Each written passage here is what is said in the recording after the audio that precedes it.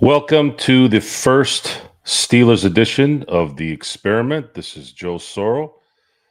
Good morning, good afternoon, and good evening for those of you who are first watching this. Those who are the regulars on our Laker Dodger channel. You didn't get an intro tonight because I'm still working on the intro for my different varieties of shows, but I might just go back to the normal one. But I did want to get my feet wet again. Props to my sponsor, Drip Show, Chris, the graphics god.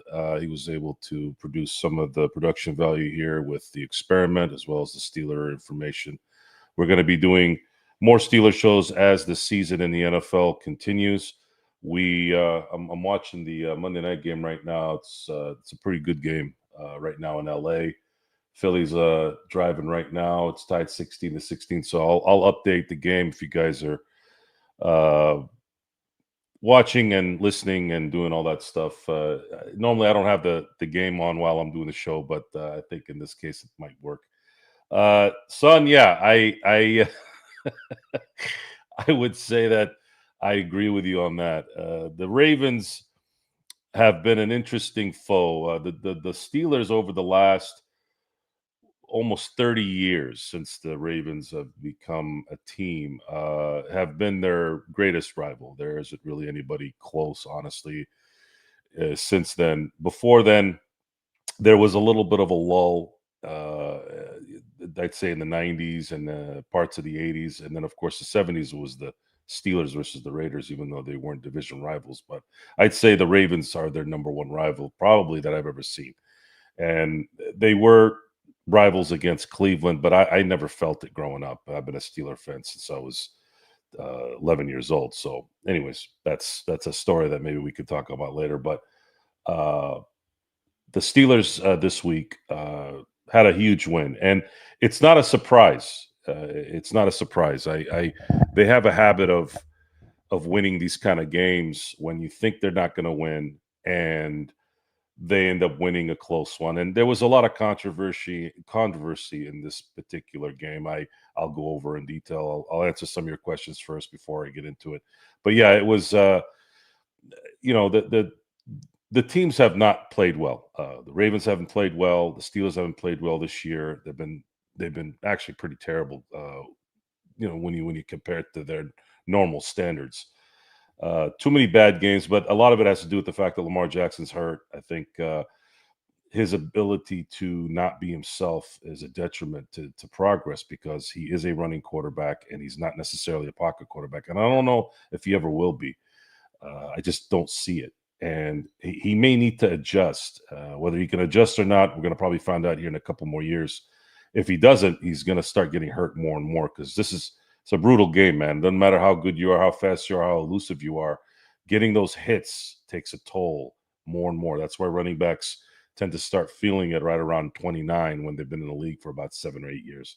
So I'll get into that a little bit, but let me answer a few of your questions. Son, my good friend, Son, how you doing, man? Thoughts on Aaron Rodgers throwing over 200 yards for the first time this season? I didn't. Part of my outline tonight wasn't to get in too viciously on Steeler management and Steeler leadership, but I don't think I'm going to be able to avoid it. I am not a fan of the current leadership. And while I don't have any ill will towards the Rooneys, I think the Rooneys have been some of the best ownership in sports. There's more of a stubbornness that's still there. And the stubbornness is there's things that are not working, and it comes down to the results, especially in football. This isn't a money grab type league. The league, all the teams make really good money, even the small market teams, because TV money, TV contracts, revenue sharing allows these teams to all evenly distribute. So you can't go back and say, well, these guys are struggling in Pittsburgh, they're struggling in Tampa Bay. That doesn't really necessarily happen in the NFL. Every owner in the NFL is making exactly the same money from revenue from the TV deals as well as the the deals in itself with the NFL. Now, the local stuff, obviously, I don't know the parameters of that, but obviously Jerry Jones is going to make more money than Art Rooney the second because he's in a bigger market.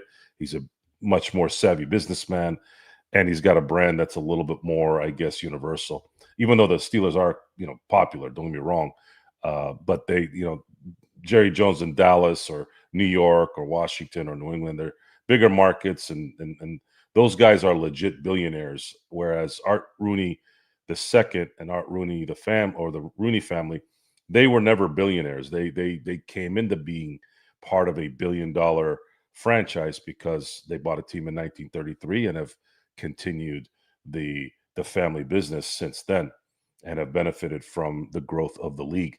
So in answering the question, kind of veered off a little there. In answering the question, Aaron Rodgers, when you watch the games, and I haven't missed a Steeler game this century. So I've seen every single Steelers game in the 21st century. The last Steeler game I missed was in 1999. And so since 2000 and all the way through now, we are talking about someone that's seen it all. I've seen all of Troy Polamalu's career, Ben Roethlisberger. I've seen all of Mike Tomlin's coached games. I've seen virtually all the games, that would I would like to think given me credibility and some analysts type stuff. As far as again to finish off the Aaron Rodgers question, Aaron Rodgers, from what I've seen, is a determined leader. A lot of people don't like Aaron Rodgers. They think he's too abrasive. They think he's too diva-ish. I look at it as someone who is pretty passionate in terms of what he wants and when he wants it. And I can't figure out how you argue against a 4-time league MVP, a Super Bowl champion, a Super Bowl MVP, and a man that's thrown for 15 miles. I'm exaggerating. He has that cred, guys. If Aaron Rodgers has a problem with you, I'm probably going to side with him more than anybody else. He has the credibility, and protection is key with quarterbacks. He has not really gotten good protection all year. A lot of that has to do with the fact that they don't really have an arsenal. Their tight ends, let's say from 1 to 3. Let's use Darnell Washington. Let's use Firemouth. Let's use Janu. These guys are good tight ends, but not great. And then you have DK Metcalf, who, in my view, and this has always been the case. It's not just this year. He's a number 2. He's a good number 2 playing the number 1. I don't know if he would have been a really good 1 if he had a 2 here this year. Maybe he would have developed into that with Aaron Rodgers playing quarterback instead of Geno Smith, right? So we'll never know that here this year because the Steelers didn't really get a second receiver that would warrant attention. Their second best receiver, I mean, in a lot of ways, might be Gainwell. I feel like he gets after DK. He's like the threat, right? So when you have all these deficiencies in an offense, especially in an era of offense, you're likely going to have problems in terms of protection. You're going to have problems in consistency, and then of course, I don't want to get to this now, but I feel there's a huge gap in terms of coaching. I am not a big Mike Tomlin fan, and I haven't been for a very long time. And it really started after the Denver loss in the finals, the Denver loss in the playoffs when Tim Tebow was the quarterback in 2012, 2013. When the Steelers lost to Tim Tebow in that game, I started to get a really bad feeling in terms of what was to come. I wasn't that you can't lose to Tim Tebow when you have that much talent and you're supposed to be this team that's supposed to be competing for a Super Bowl. And of course, as soon as Denver beat the Steelers, they got waxed by New England the next week. It's like, really? That I mean, is the competition still that far off? And it left a bad taste in my mouth. And then there was a little bit of tragedy in terms of the process of building the next run, which was losing Shazier to the neck injury. I think that set the Steelers back a few years. It was pretty sad, and they never really recovered from that. They were able to draft T.J. Watt, and they've been able to draft a few good defensive players, but T.J. Watt really over the last decade is like the only guy that they've drafted on defense that's been elite. Really, there's really hasn't been anybody else that's been elite.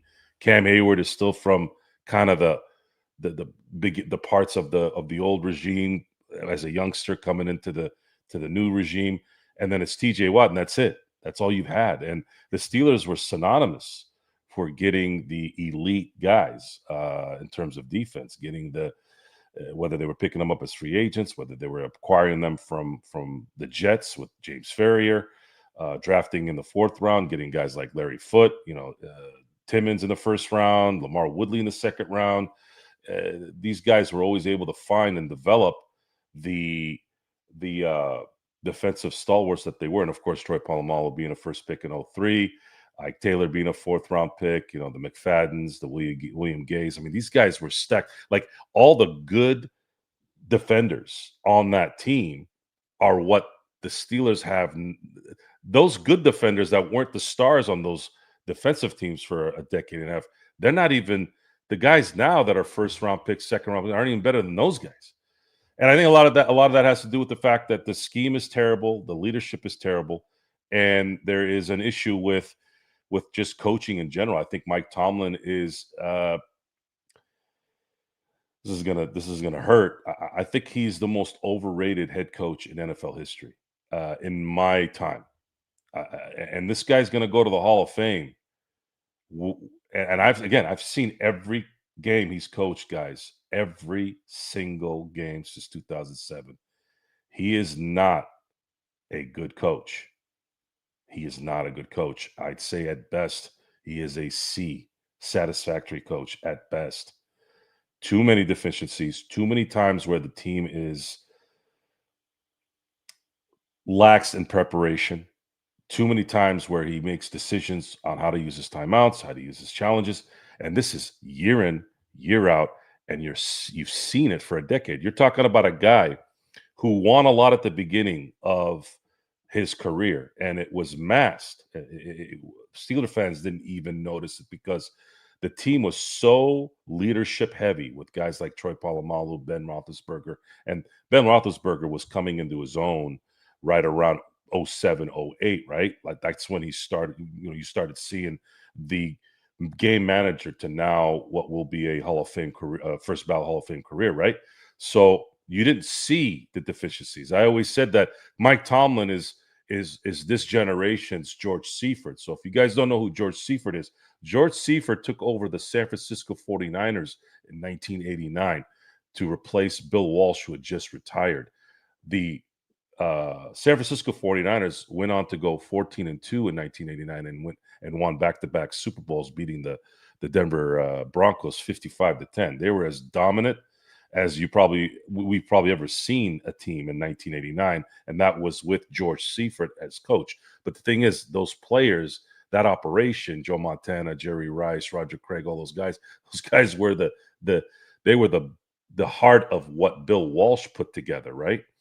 So after that, they missed out on a three-peat due to an injury as well as a untimely fumble against my good friend Empire Justice team, the New York Giants, and then that kind of went into a whole different direction. They ended up changing leadership at the quarterback position by putting Steve Young in there.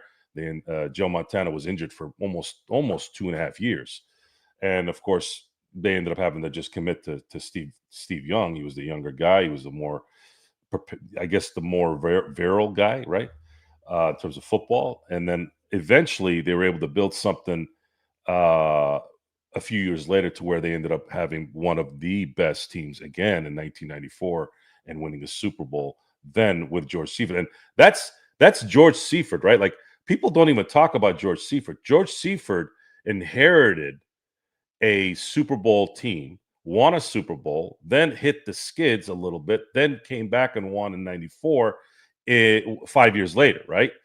George Seifert never gets talked about being a Hall of Fame coach. And this guy won 2 Super Bowls, and he had a gap between where you could say, well, this is sort of George Seifert's team now, right? The 94 Super Bowl was not, parts of it was Bill Walsh's team, but it also had his team as well. You had the Ricky Waters, you had the acquisition of Deion Sanders. Like, it was different in a lot of the important parts too. So why is George Seifert not talked about being a Hall of Fame coach? Yet I had to see Tony Dungy become a Hall of Famer, and and before Mike Tomlin, I thought he was the most overrated coach that I've ever seen. And then Mike Tomlin now is going to continue to have a career, likely, whether it's in Pittsburgh or not, and he's probably going to get to 250 wins or whatever it is, and go to the Hall of Fame. And I'm sorry, but he's not that good, guys. He's just not that good. He isn't. He is a C. He is a C head coach. And Tony Dungy, we all love Tony Dungy. We all love him. And he does have defense, absolutely great. But head coach, he left a lot of duds out there.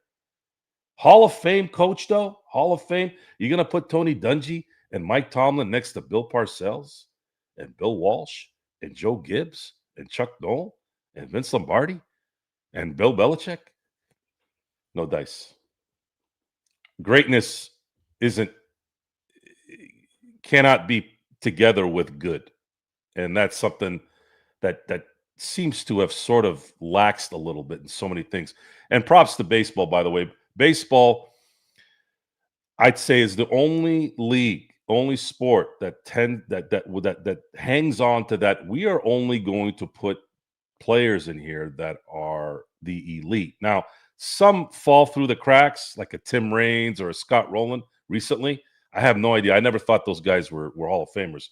But for the majority of, or more than the majority, they usually pick the right guys. And this year they put in Jeff Kent. Jeff Kent is the leading home run second baseman of all time. He had 1,500 RBIs in his career.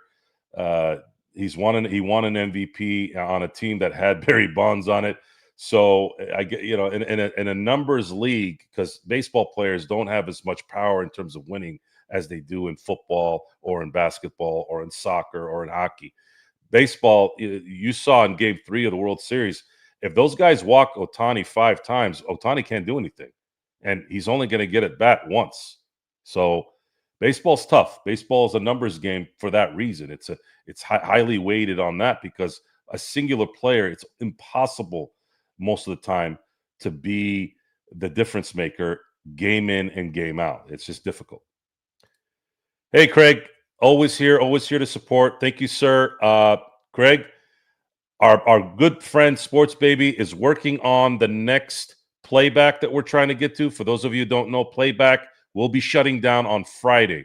There will be no playback. We will not be watching any football, any basketball on playback, because playback is being disintegrated. So we're going to try to find another form. So stay tuned. I'll make an announcement on my show. I'll make an announcement on the Lakers Fast Break with Gerald, or on the Lakers Corner with John Costa. One way or the other, we'll converse and make sure that you guys know if there's another forum that we can watch the games together. Joe, thoughts on Chiefs with 6-7 record, end of a dynasty thanks to Taylor Swift. First of all, they won a Super Bowl with Taylor Swift there. I don't know what the deal is with the Taylor Swift thing. I think a lot of the issues with the Kansas City Chiefs is a lot of the issues that usually present itself once money is allocated. Too much money is allocated to one or two positions. So when you look at someone like Patrick Mahomes, who came in out of the gate winning, this will likely be the first time he doesn't reach an AFC Championship game in 7 years, right? He's been in the AFC Championship game every year since he's been a starter. which has been 7 years in a row. Uh, Once you start allocating more money, once you start losing some talent, once there's a couple more injuries, once you've been going deep into the playoffs year in and year out, after a while, the body, the mind starts to get tired. And then on top of that, the NFL is one of the best sports. Football is one of the best sports in terms of teams figuring you out after a certain time.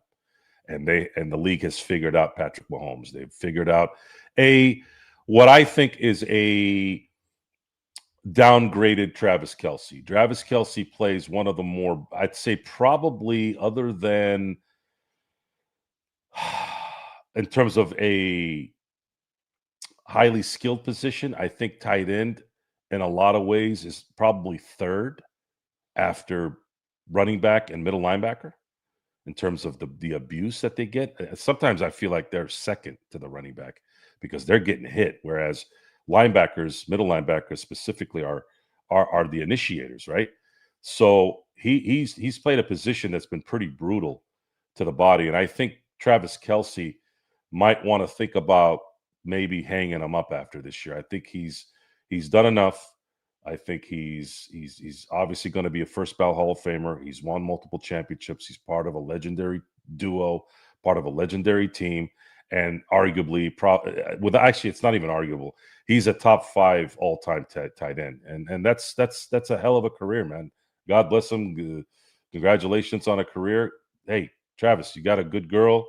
Turns out that I read today that they've never had an argument in 2.5 years. That's a great thing, and you could tell. You could tell too when I've seen them on the field after a win. You could tell there's a lot of love there, man. I'm a person that's always reading the room, and yeah, even without him saying it, I was like, yeah, those two look like they like each other. They really, really like each other, and it looks like that this is going to be something that's going to go on for a long time. So good for him. I think he should retire after this year. Don't kill yourself, man. You're still walking. You're still able to move around. Don't take another chance of getting hurt next year, right? Retire, and in 6 years you're going to be inducted in the Hall of Fame, and you probably have a TV. Obviously, you have a podcast. You probably have a TV job waiting for you as soon as you retire. So again, my hats off to Kansas City. My hats off. I love Patrick Mahomes. A lot of hate for Patrick Mahomes the last couple of years, which is sad because that is. You're looking at a player that is going to be one of the greatest when it's all said and done. And he's not going anywhere, folks. He is not going anywhere. They're going to build this thing back up, and they will win again. I'm not a Chiefs fan by any chance. I don't, really care what they do. But that kind of talent, you can't keep that kind of talent down. He will be back. And just to put it in perspective, guys, so you guys understand, football is a hard sport. All of them are hard, but football is really, really difficult. I'll tell you how difficult, okay? From 2005 season in the NFL until the 2014 season, Bill Belichick and Tom Brady didn't win a Super Bowl. And those are the two most well-prepared, most elite coach player you probably have ever seen. Definitely in their era. So that tells you how hard this thing is. Bill Belichick and Tom Brady didn't win a Super Bowl for 9 straight seasons. 9.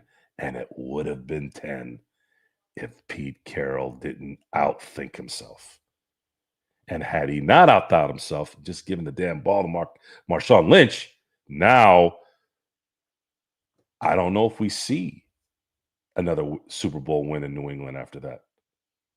Pete Carroll ruined so many things by not giving that ball to Lynch. So many things.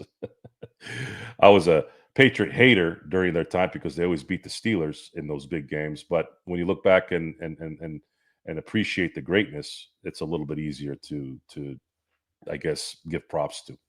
So yeah, thoughts.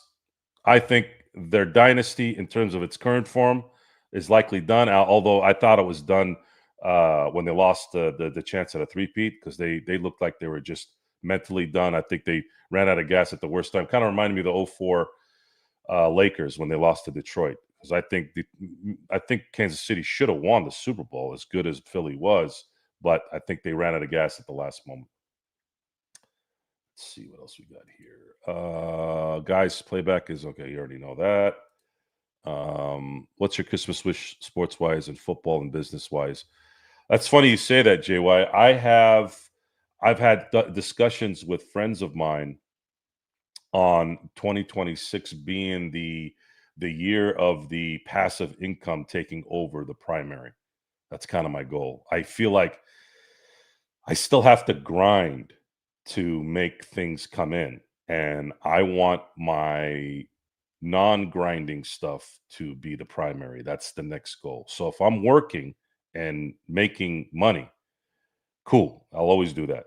But I want my passive income to be the primary money maker, where I don't have to be there. I don't have to oversee it in an aggressive manner. I want something that's bringing in the finances without me having to be on it to make sure everything is working. So that's kind of the next step there. The QB from Indiana, Mendoza, cooked in the fourth. They won 13-0. Wow. Who won 13-0?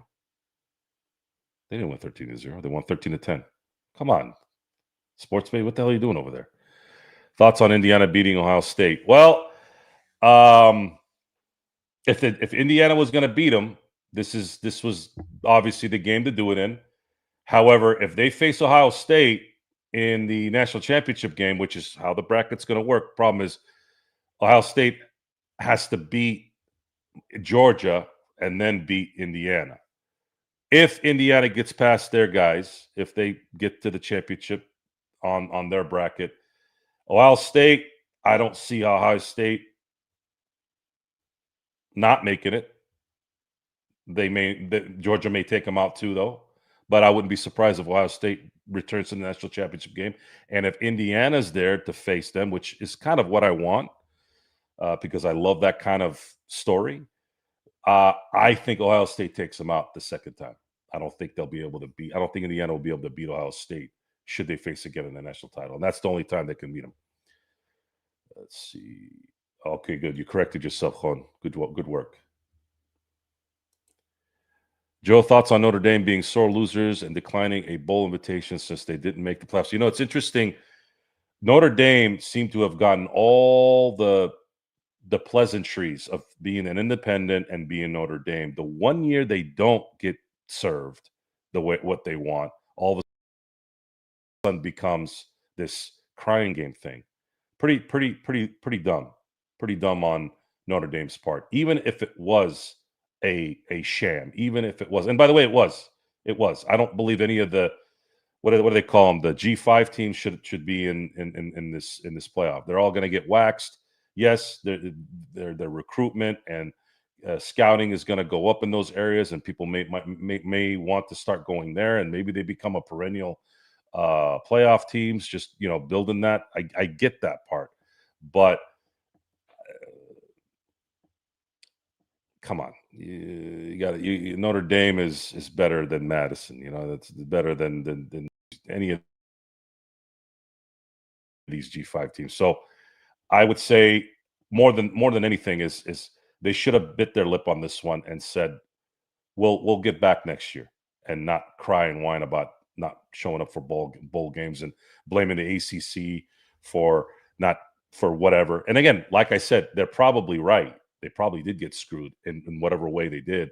But you're Notre Dame, dude. You've always gotten all the breaks. So just take the one time that it didn't work out for you and say, listen, we're going to come back next year. I'm going to whoop everybody's butt instead of crying like a bunch of little girls.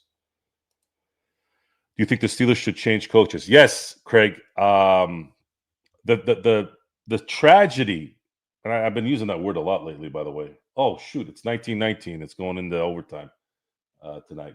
Good work, guys. I'll try to update you if I can pay attention.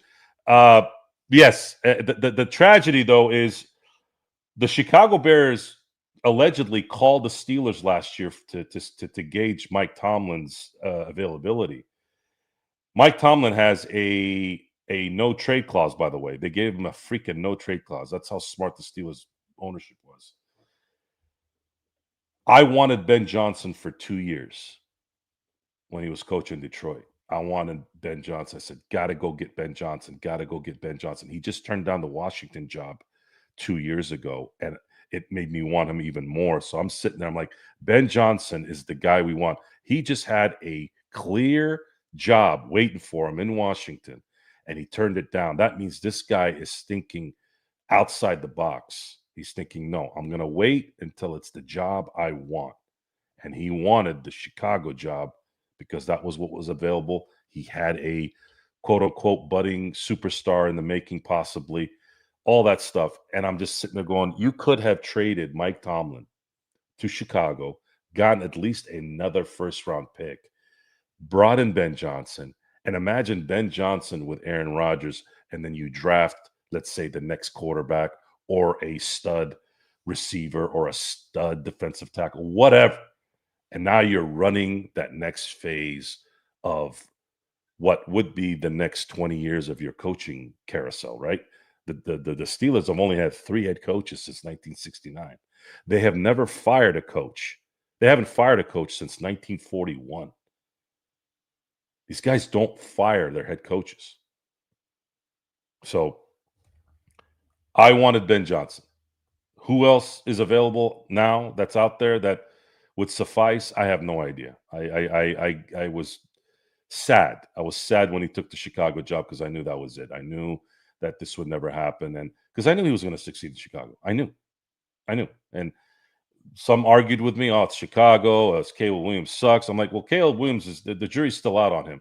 But if you watch him play, he has a lot of Mahomes in him, and Ben Johnson can be the Andy Reid to that guy. I don't think he'll be as good as Patrick Mahomes ever, but he's got semblance of it. And if he's got even 80% of what Mahomes has, they're gonna be competitive with that. So again, the answer is yes, immediately. The unfortunate part is his contract doesn't run out till 2027, technically. But the thing is with the Steelers is they wait with quarterbacks and head coaches. When it's 2 years left on the contract, they're supposed to extend. They don't wait till the they don't wait, obviously, for lame ducks, season with 1 year left. They usually like to extend.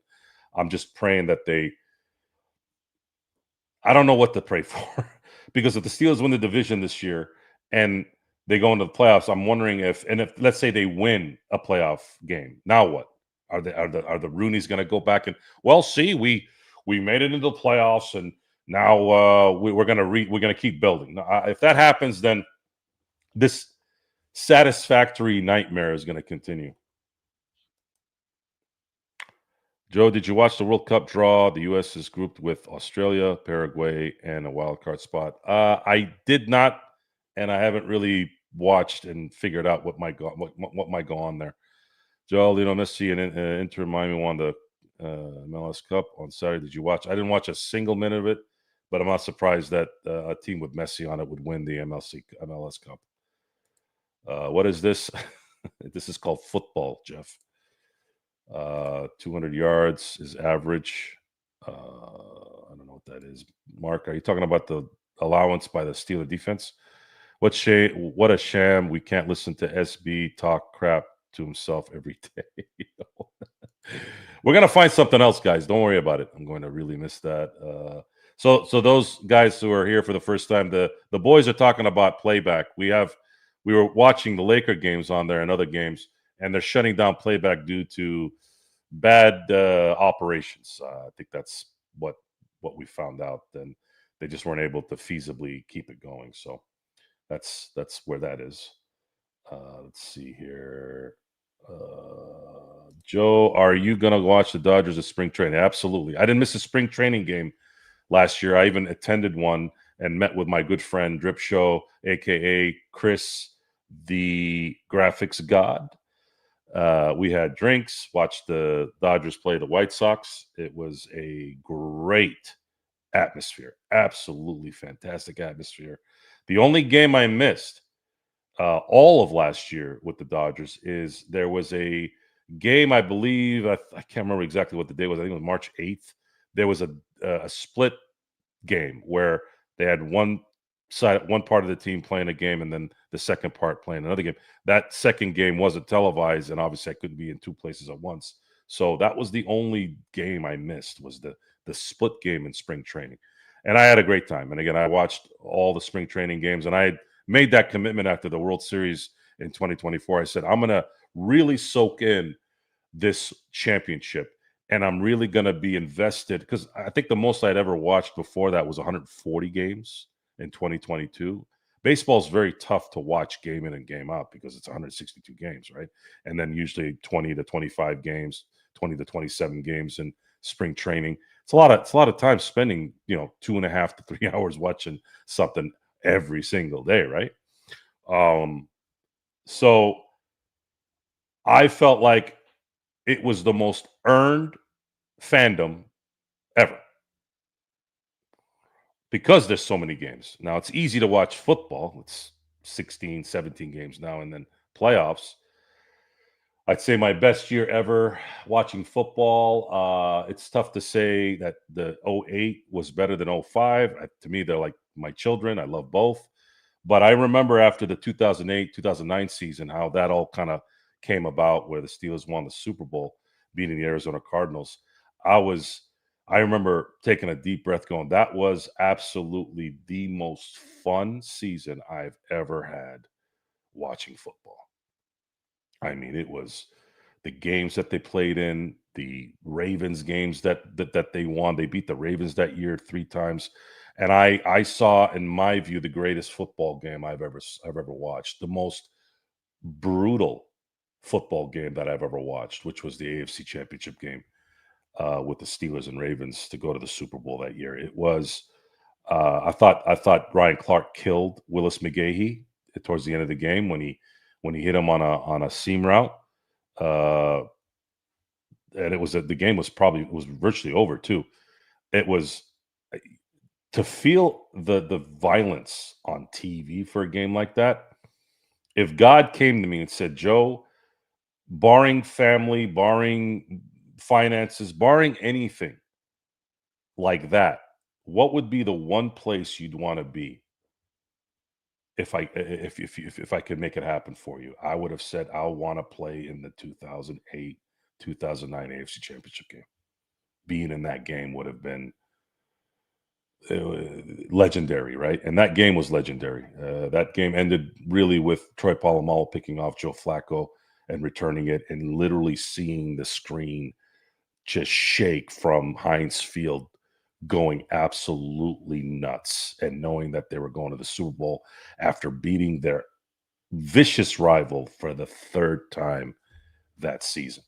So, kind of correlate that with the theme of what just happened on Sunday. The Steelers have always had a habit of beating the Ravens in most of the most important games. They've lost to them a couple times in the playoffs, obviously, a couple years ago. Well, last year, sorry. But more often than not, the Steelers win those games. A lot of soccer talk here, guys. Again, I'm not versed in soccer. I know a little bit here and there, but not much. My Korea team is grouped with Mexico. Joe will watch me play in the World Cup. Yes, I will watch you. And my friend Glendy will watch as well. She's a big fan of yours. Drip Show have the same goal. Drip Show is coming from #1 spot. Hell yeah, baby, you got that. And we're gonna help. We're gonna help Drip Show. For those of you who want the best gear, the best hats, shirts, graphics, posters, everything. Drip Show, Drip Show, Drip Show. Go on to Instagram. Go on to YouTube. Go on to all the social media outlets. Put in Drip Show.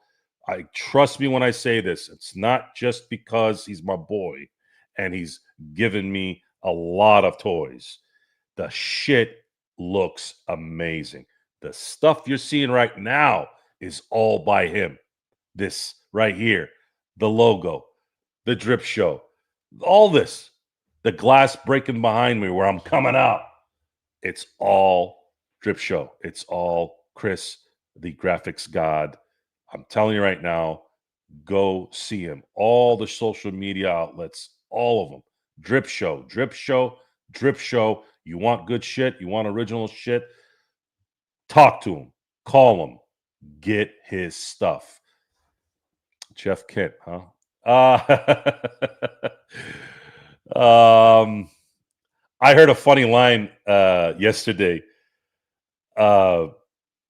So baseball decided to put the guy who got baseball put in the guy whom, when Barry Bonds was walked, they would face.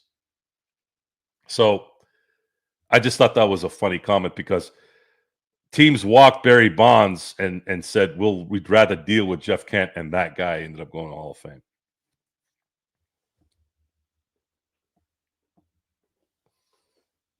Do we want to get into that? Not really. I have a really good friend that's tight with Barry, so I can't say too much on that without it maybe possibly being insulting. So Barry doesn't look like he's ever going to get in. It's just what it is. They have another shot in 2031, but unless the resentment goes away with those 16 voters, it's just not. It's not likely going to happen. He would need 12 votes out of those 16 to get in. He only had 5. Getting 9 more. I'm sorry, getting 7 more. That's going to take some massive massaging. I don't know how the hell it's going to happen. And I'm not sure how my Pats are doing so well, but I'll enjoy it as much as possible. Well, I'll tell you why they're playing well. Number one, they hit on the quarterback. Drake May is very talented, and it's looking like the NFL game is suiting him very well. And Mr. Rabel, folks, when the Tennessee Titans let that guy go, I was vehemently screaming that they made a huge mistake. That's a good coach. That is a really good coach. I have no idea why they let him go, especially after what the hell happened to them this year. Like, what were you guys thinking? Rabel was never the problem. He's like, this guy was a good coach. This guy almost got you to a Super Bowl without a quarterback in this age. So I'm not surprised that they're winning. And Robert Kraft has won enough to know how to make things work. This is just, I think he learned his lesson with the separation with Bill Parcells. He dealt with Bill Belichick, who was a pain in the ass, but he still put his ego down enough to say, well, if he's going to continue to win, then I got to deal with this. Because I'm sure Tom Brady and Bob were sick and tired of Bill Belichick, but the damn guy was so good at his job. You had to deal with it. You were winning Super Bowls. And they left the Super Bowl on the table, guys. If Belichick wasn't so stubborn and wanting to go to the next phase, they probably would have won in 2020. And I think that might have been what really pissed off Bob Kraft. Imagine winning one more, right? Imagine winning 7. Losing Super Bowls when you don't, when you should win them it's almost as worse as winning one, right? Like the losing one is worse than winning one. It's just not good. So I don't know if they're going to be, even if they get the 1 seed, I don't know if they're going to go all the way, but they're building to something. And at some point they may be a perennial title contender again.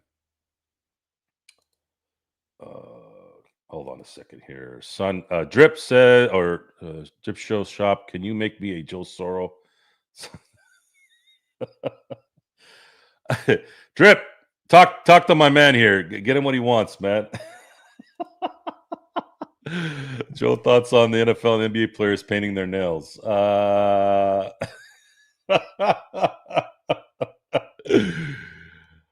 don't think grown men. Now, Shaq paints his toenails, and Shaq to me is the most manly guy you could get to, right?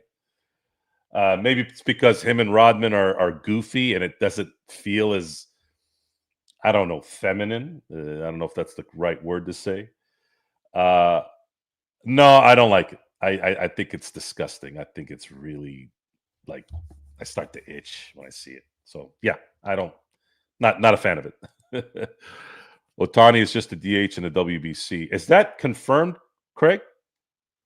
I think that's what's happening, but I don't know if it's confirmed. He may come in like he did in the last one where he closes it out, which is, I don't see that being a problem. I think the worry for Roberts and the Dodgers is Yamamoto going to pitch? That's the problem. Rocky's probably going to pitch, but he's 23. So again, he was out most of the year last year, but Yamamoto pitched all year last year, all through the playoffs, and doubled up almost in the end there. So I think that's the one guy they're worried about. Like, can Yamamoto not pitch as much? Hopefully, maybe just one game, maybe. I don't know how they're going to keep him out, though. Let's see. Yes, I ordered the drip. Let's see. Tough said, yes, I ordered from Drip. He's the best. Yes, order from Drip Show, guys. If you guys want legit posters, okay? I mean, there's nice posters out there. Don't get me wrong, but this guy can make yours original, more original, and they're in better framing. I mean, look at this. Look at this. Look at these. I'm telling you that the TV doesn't give it justice. Okay, you got to see this live. The coloring, the font, it just comes out. And I haven't put them on the wall because I don't know what I'm going to do in my studio yet, and I don't know how I'm going to show them off. I'm going back and forth on how I can show them off. There's still a studio being put together here for the show every now and then, and I'm trying to figure out if I'm going to want these to transfer with me as I'm going in between studios. So I'm telling you right now, guys, you will not be sorry. Contact the Drip Show. Contact Drip Show. He's the graphic god. Go on all social media outlets. You're gonna see, put in Drip Show, and it will pop up, and ask him for what you want, and he will make it happen. Thoughts on 44-year-old grandpa getting invited to the Colts? Yeah, I thought that was a joke. So word came out today that Phillip Rivers was being, I don't know, tried out to, I mean, why would Phillip Rivers want to continue? Isn't he up for the Hall of Fame in like a few months? I don't know. I would say it's not going to happen. Rabel's Titans knocked out Brady and Belichick in their final year together, and now he's leading the Patriots. See, again, if they had a quarterback in Tennessee, if they were able to get that guy, I think you would have. I think there was a I had said if they should have gotten Brady. I don't know why they didn't get Brady. And had they gotten Brady, they would have won a Super Bowl in 2020. It would have been them. Oh, I'm sorry. Hold on a second here. 2017. I'm sorry. Malarkey was still there then. I think Vrabel came in the following year. Let me see. Yeah, he came in the following year. And let's see. I'm trying to remember what was going on. He had Marcus Mariota, who was their touted pick at that time, but it was quickly realized that Mariota wasn't going to be a franchise QB not too long after that. And then what they ended up doing was Ryan Tannehill didn't work out in Miami, and he became a really good game manager. Like Rabel's team made Ryan Tannehill serviceable because you had Derrick Henry there, right? And a couple things here and there, a couple players maybe, and maybe they could have gone to the Super Bowl. But it was the fact that he was as competitive as he was without a star quarterback in a time where, like that late tens teen decade, man, that was when the rules shifted a lot, and it was just free for all with these offenses. The defenses hadn't adapted yet. Now the defenses have adapted to this crazy offensive heavy, rules. But then, man, the fact that he was competitive and with all these quarterbacks that were thrown for 4,000 yards, guys like Kirk Cousins thrown for 4,000 yards, and who's worried about Kirk Cousins? Like these guys were thrown for 300 yards a game, and they weren't even that good. All changed, and now Rabel's showing everyone, especially in Tennessee, that hey, you guys made a mistake firing me because I'm this damn good. And now he has a franchise quarterback in the making to boot. Let's see, Phillip Rivers. Let's see. Tough. So I ordered the one of Kobe pulling on his jersey after hitting the game winner. I think that was the win over the Suns in the playoffs. I may be wrong. Okay, so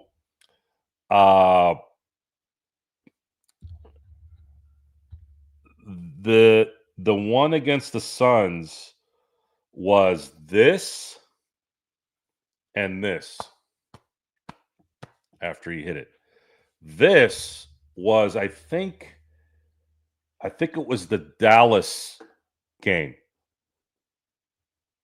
where he dropped 62 when he went like this one.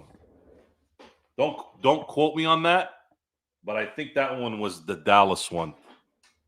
I'll have to find out. Aaron, where are you? Aaron would know. Aaron's memory is like an elephant.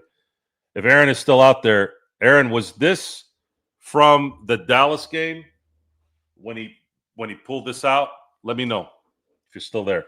I'll find out on the next show.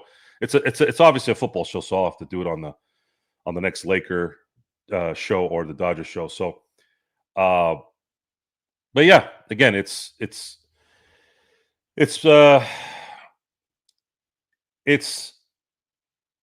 going to be an interesting month left for the Steelers. I think we're looking at what are you going to continue to be 9-8 and make the playoffs and get blown out in the first round? Are they going to get their act together? Do they have enough talent? Is the league weak enough right now to where there's a chance to make a run? Because guys like TJ Watt and Cam Hayward have not had good years.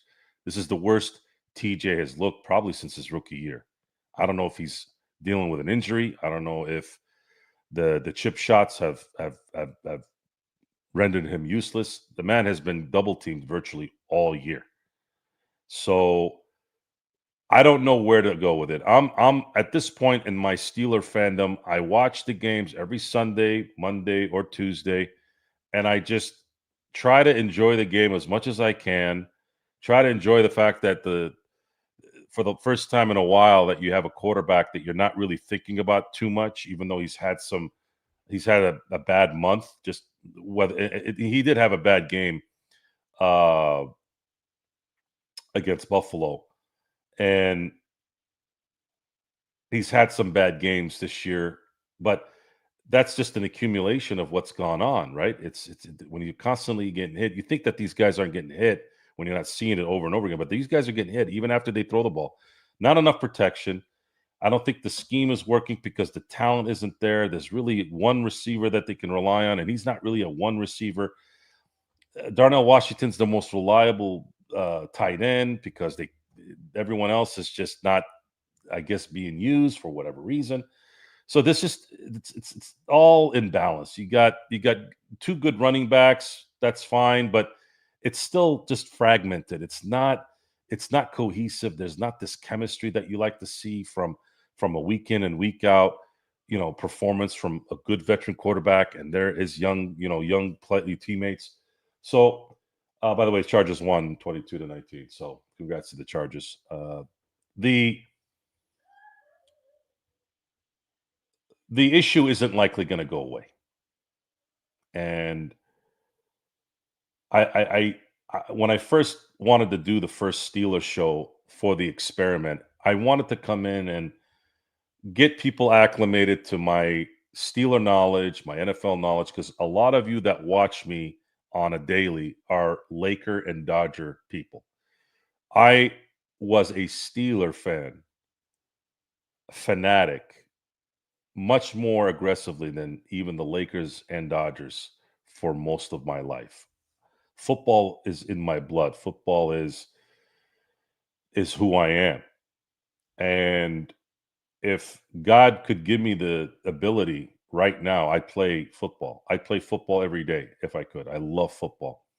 And it's stained me for the last 10, 15 years because of the rule changes, because of the current commissioner, a lot of stuff there, right? And this year I felt like I got a little bit of it back. The way they set up the new kickoff, where you started to see the kickoff return again, I thought that was a really, really, really nice change back to what football was instead of seeing touchbacks every freaking kick. I thought that was so bad.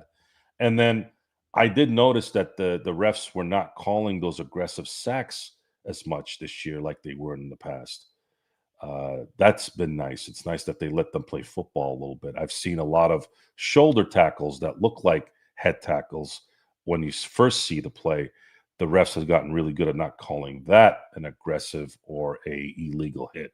So a lot of football sort of to me came back this year, which explains why you're seeing kind of a little bit of a lull all through the league, other than maybe the Rams. And they might be the best team in the NFL right now because Matt Stafford to me is the MVP. But even the Rams are not unbeatable, right? Like there hasn't really been anyone other than maybe the Kansas City Chiefs a couple years ago. So I I don't know what the NFL is going to do to maybe get the offenses back to normal again. Maybe they're going to do some rule change. I don't know what other rule change they can make. Actually, I think they've done everything. I don't think they can do anything. But it is nice to have seen defense a little bit come back. The story is about defense a little bit more this year, and I like that.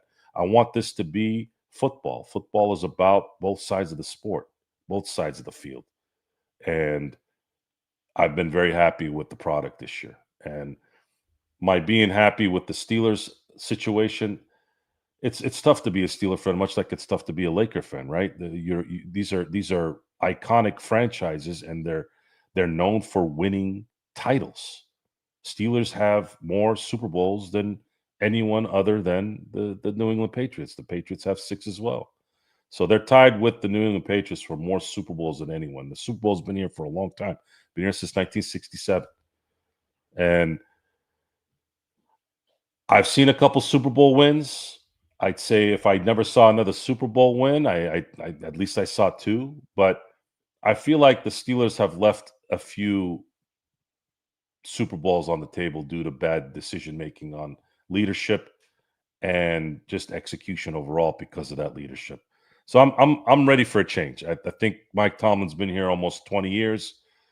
I haven't really been a fan of his. They've only won 3 playoff games in 15 seasons, and I'm counting this year in that 15. I don't believe they're going to win a playoff game because they're either going to face the Chargers, who whooped them earlier in the year, and then if they don't face the Chargers, they're going to face the Bills, and they're not going to beat the Bills either. So I hate to be negative, but it's just those 2 teams don't match up very well with the Steelers. So and even if they do win that game, let's say they upset the Bills or the Chargers, are they really going to win 3 more games? That's going to be the question you have to ask yourself. You're going to have to see how the team play out. Are they going to magically start protecting Aaron Rodgers, which I saw, by the way, in this last game? There were a few plays where I saw Aaron Rodgers just kicking back out there, right? Just hanging out. That was the first time I'd seen that all year. Problem, though, with that is the Ravens defense is not good. Worst Raven defense I've seen since Ray Lewis was there. It's been bad.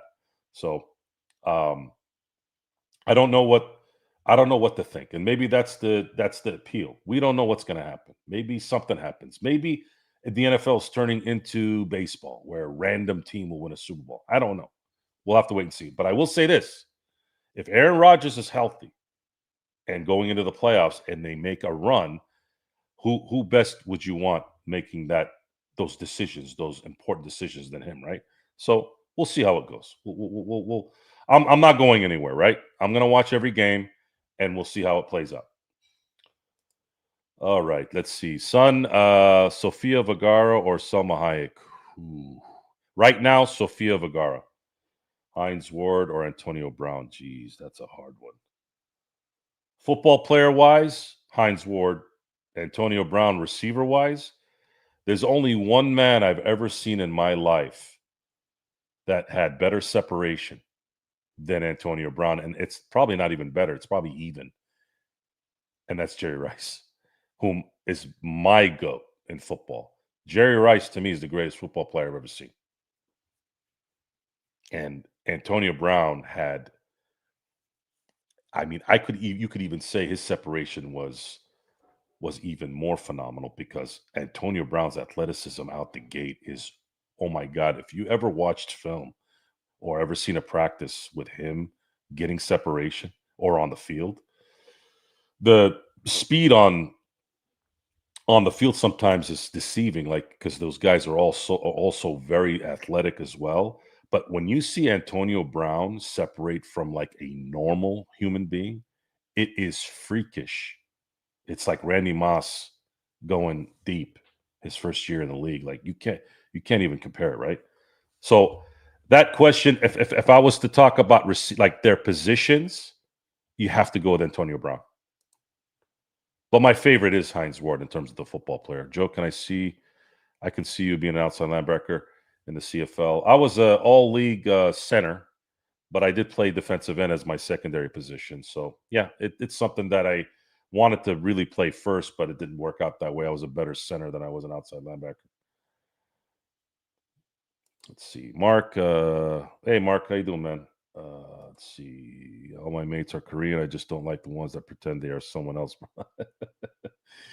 That's funny. Dior Too Cool. Good name, man. Good name. Welcome.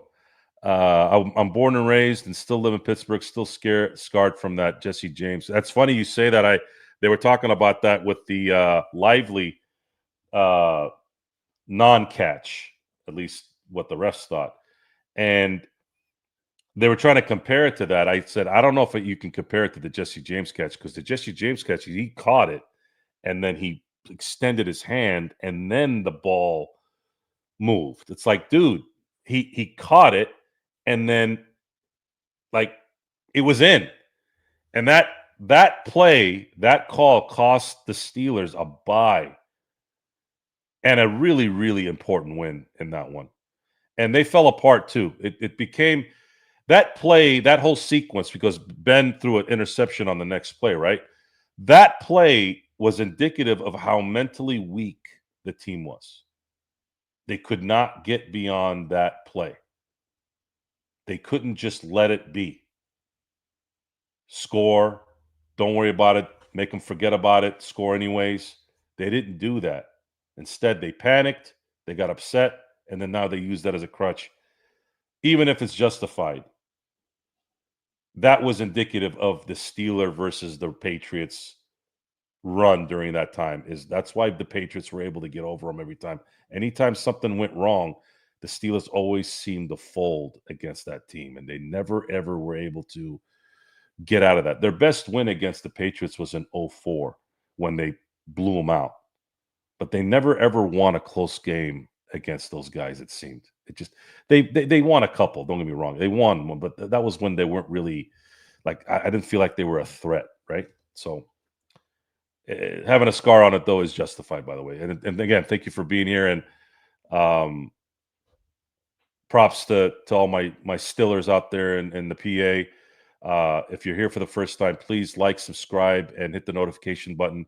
I'm going to be doing Steelers shows a lot the rest of the year. And I just started the show this last spring, and I haven't had a chance to really open up the Steelers side of my show because the experiment means the experiment of all things that I do, which is I do a lot of Laker content. Obviously, I do a lot of Dodger content.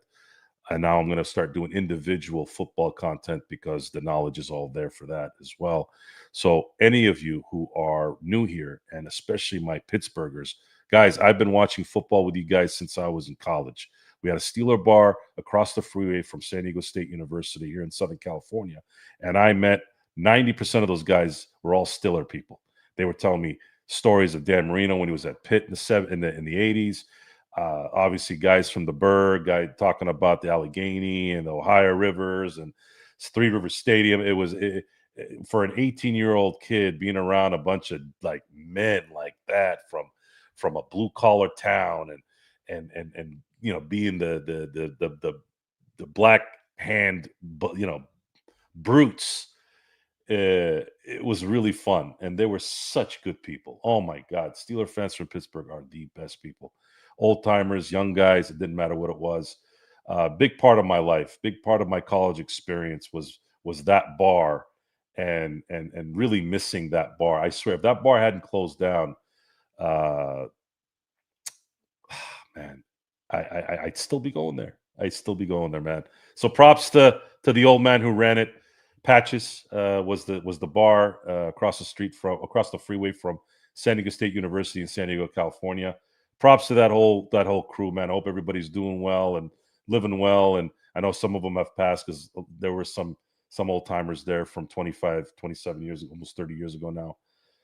But yeah, man, a big part of my life, man. So again, props Dior for the Pittsburgh people. Again, please keep watching and keep paying attention. I promise you'll be getting more Steeler content, good content as the time goes on. The NFL is turning into a league of players painting their nails like Xbox. Well, no, son. Mark does not paint his nails unless you want to call blood on his hands from punching people and getting red, on his nails. Yeah, you don't want to mess with Mark. Mark is nuts, and it's a controlled nuts. So, just saying, be careful. Those Eagles are choking down the stretch, Joe. Well, hey, JY, it's the year of the choke. KC's choking. Eagles are choking. Hell, till the Bills won this last one, they were choking. It's the year of the choke. Ravens are choking. All the perennials last year are all choking. So it's just what it is, man. It's just what it is. Mason Rudolph, best Steelers quarterback that never was. No. Mason Rudolph is a perfect backup quarterback in the NFL during a game where your number one gets hurt. But if he has a week to prepare and play football, it's a crapshoot. Mason Rudolph will be a backup quarterback the rest of his career, and I believe that's where he should stay. Being a quarterback, a regular quarterback, is just not in the cards for Mason. He's a good man too. He's a good dude. There's no disrespect, obviously, but his skills are limited. Yep, exactly. That play was the beginning of the Steelers' downfall. Actually, Dior, I know you came in late. To me, the downfall of the Mike Tomlin era of the Steelers started when Ryan Shazier got paralyzed. To me, that's where I felt like it started. Losing that man would have been Defensive Player of the Year probably more than once, and he would have been the anchor. He would have been the one of the legends of the many legends of linebackers from Pittsburgh. And when that play happened, I feel like that's when everything went down. Bigger Steelers fan, Joe, Snoop Dogg, or Wiz Khalifa? Well, Wiz Khalifa's from that area. Snoop Dogg is obviously from here. So do you give an advantage to those who are from the area? What is a real Steeler fan is the question, right? My definition of a real fan in general, right? Do I have to paint my face to be a real fan? I don't think so. I don't have time for that shit. I just don't care for it. How about this? How many years in this century? I said at the beginning of the show, there's been 26 seasons if you count 2000, right? This is the 26th season this decade, this century. I have not missed a single Steeler game. Not a playoff game, not a regular season game, nothing. I've seen every single Steeler game since the year 2000. I'm going to take a guess that Snoop and Wiz have not seen every game this decade. So you make that choice. If that question was for everybody, I'll let you guys decide that. Let's see. Did you get to any fun parties? Well, I mean, dude, SDSU, when I first got to orientation, guys, I said to my friends when I got back home, I said, there were so many gorgeous women at San Diego State during my orientation. I said, the ugly ones look good. So my definition of the ugly ones look good is there were a lot of women, a lot of girls, women, that weren't because I'm a face guy. I love good looking faces. Like people are butt guys, boob guys, whatever. I'm a face guy first. And I saw some not too good looking girls with amazing bodies. I was just like, damn, even the ugly ones look good here. So that was kind of the running joke. And I think the term back then was butterface. And before I put two and two together in my stupid brain at that time when I first heard it, sometimes that happens. Sorry, guys. When I heard butterface, I thought they actually meant butter. Like, oh, it's butterface. It's oily, it's ugly, whatever, right? Butter's ugly, right? Melts, yellow. But it's her face. And I was like, Jesus Christ. Dude. So yeah, San Diego State had good parties, gorgeous women. The atmosphere was great. I can't say enough about the experience at San Diego State. One of the best times of my life. I've had a lot of good times in my life, and being in college at that time was absolutely one of the best. We're all a bunch of Yinzers. Yes, you are, and you continue to be Yinzers because that's a good thing. Yeah, man. Come on, son. Jeez. Got to be so rude, man, to my peeps. Thanks, Stuff. Again, yes, Kawhi Leonard, SDSU legend, could have been a Laker legend if his uncle and himself, I can't blame his uncle because this is a grown-ass man. If his uncle, if Kawhi just had thought about the finer things, imagine if he had just committed to the Lakers. The load wouldn't have been as heavy. He'd already proved himself, man. He had already proved himself to win 2 finals MVPs, 2 championships in 2 different cities, one on the other side of the planet, one in Texas. Dude, come to the Lakers. They would have three-peated. And one of those three-peats would have been beating the Celtics in 22. He would have had his jersey retired next to Kareem, Magic, Shaq, Kobe.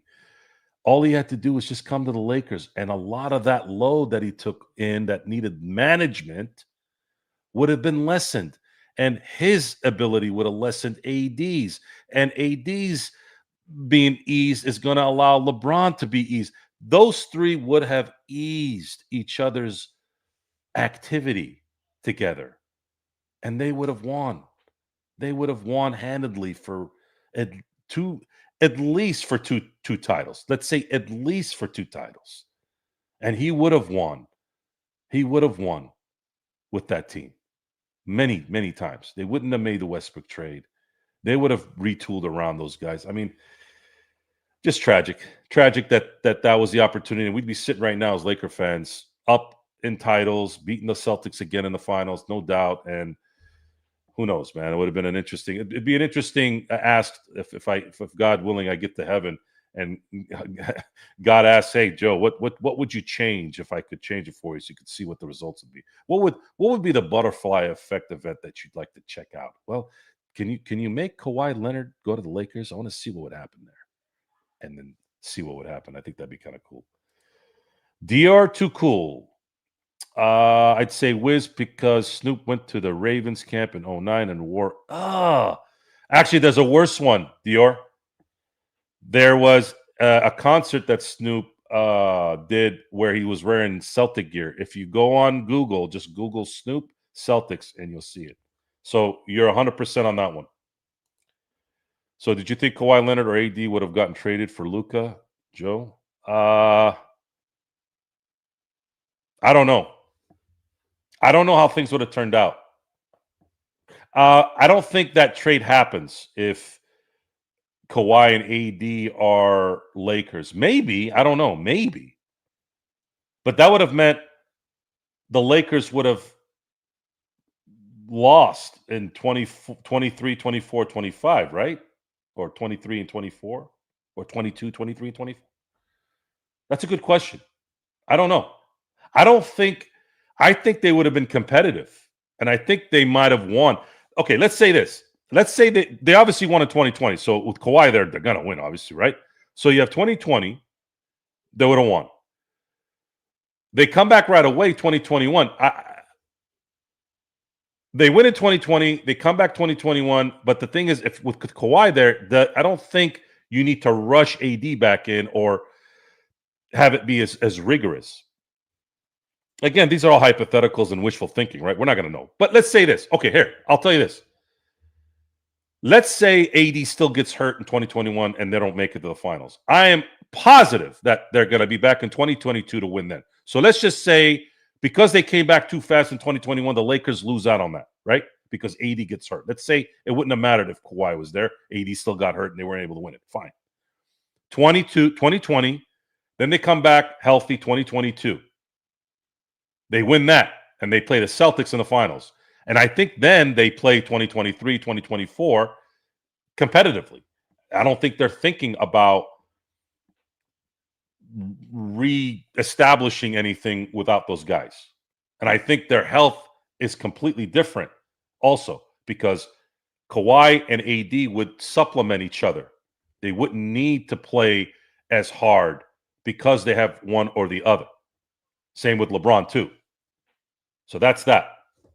I don't think they get rid of Caruso either, because that would have made too much sense in terms of the roster. So, but again, we're never going to know. Steelers always play Ravens good. We swept the Ravens with Kenny Pickett. I remember saying Kenny Pickett was the worst quarterback I've ever seen that was always clutch against the Ravens. Tomlin does have something against John. He seems to always win these games that he probably shouldn't win, but he always ends up winning. So yeah, Steelers know how to play the Ravens, and they know how to. I think the record right now against Lamar Jackson is 3-6 for Lamar against the Steelers. He I don't know if he feels the extra hits against those guys, but he doesn't feel it. It's very reminiscent of Chris Johnson when he was with the Tennessee Titans. I felt like Chris Johnson would run over everybody. Well, not run over everybody, but he was so fast. He was a gazelle against everybody. But when he played the Steelers, he always seemed to be a little bit more hesitant because they hit him a little harder. They hit a little harder in Pittsburgh than they do anywhere else. Funny call before by you, son. Love it. Isn't that Caleb Williams dude good? Yeah, he's good. I just we'll see if he progresses and becomes great. That's kind of the next thing. We always win the first game too. It's been a pattern. Yeah, there's a big chance that if the Steelers win the next two games, which is against Detroit and Miami, they're probably gonna all but clinch the division. But we're gonna have to wait and see. Will OKC get 70 wins? Do you think if we are fully healthy and Braun's playing great, we can compete with OKC? We beat them back to back last year. I think OKC is better this year than they were last year. And I think they're going to win 68 games. I don't think they're going to win 70. Journeyman Kenny Pickett got a Super Bowl ring before the Steelers. I honestly, if I want a Super Bowl ring not playing in it, at all, not playing during the year at all. I'm not talking about garbage time. I probably would leave it in a box. I'd never wear it. The Ravens have tough 2 games. They have the hardest schedule left in the NFL. It's going to be brutal, absolutely brutal. Vance Steelers win it all this year. Just no chance, Joey. Yeah, I mean, you would need a miracle. Absolute miracle for the Steelers to win it. You would need Aaron Rodgers to turn into Superman, and you would need TJ Watt to turn into Aaron Donald. Yeah, you would need him to turn Aaron Donald in his prime because there is a weakness in the AFC. There's really no one really that's as good as the Patriots have played. They're not scary. They're not scary good. I think they're maybe a couple years ahead of their schedule in terms of their new regime. But I wouldn't be surprised if they lose in the first playoff game if they do get the 1 seed. So I just don't see the fear in the AFC. And then in the NFC, you obviously saw the Eagles are continuing to go down again. And then you have the Bears, you have Detroit, you have Dallas. The Rams are probably the best team in the NFL right now. But even as good as they are on offense, I'm not scared of them either. There's no scary team this year. There's no scary team. So not likely they'll win it all. Not likely really there's a chance. But then again, this year's been weird. It's just been a weird year. We'll have to kind of wait and see how it develops. Let's see. Where are we here? I think the water boy on the Chiefs has 3 rings. One batch, I had a Raven stuck on my balcony 2 days ago. Ravens are down. So the Raven nickname for Baltimore is because of Edgar Allan Poe. And I thought when I first heard the nickname, I was like, oh yeah. Kind of like how when the NHL team that the Phoenix Coyotes moved to Utah and they didn't have a nickname yet, they named them the Mammoth. I was like, oh, that's great. That's perfect. The Utah Mammoth sounds really cool. more often than not, they pick stupid names, right? But once in a while, they'll pick a good one. And the Raven was a good one. All I want is a wild card win, man. I don't expect the Super Bowl. Batch, I can't think that way, bro. I can't. I cannot. It's hard for me to go, okay, let me just win a wild card game. I can't, man. I can't. I know sounds greedy, but it's like we've won 3 playoff games in 14 seasons. It's killing me. Killing me. Was it Jay Fiedler, Miami, Alex Smith, and then that debacle Cincinnati game with Burfict and Pac-Man Jones handing the game to the Steelers, right? Like, even those wins, 2 of those wins were like blah. They even score a touchdown in that 18-point game against Kansas City when Alex Smith was the quarterback before Mahomes was there. So even in those wins, like, even only one was a blowout against Miami. That's it. You've had one dominant game in the playoffs for 14 years. One. How the hell is Mike Tomlin still the head coach with all the talent that they've had? They had Antonio Brown in his prime. They had Le'Veon Bell in his prime. They had a top 5 I'm positive that Big Ben was the top 5 QB in the NFL in the mid 2010s. At least from a slinging standpoint, right? Man, it's exhausting watching these losses like this. Tom's wife Giselle has like 4 rings or 5. She's got a trainer too. Wow, Donald can wait. Do it. Can Watt do it? Something's going on with Watt this year. It's just that maybe he might be going downhill. He got his big contract, and then he's struggled this year. But I think a lot of it, dudes, because he's gotten a lot of attention. I mean, almost every block he's dealing with is a chip block. Chip block means there's a running back that's coming in and blocking him with the tackle.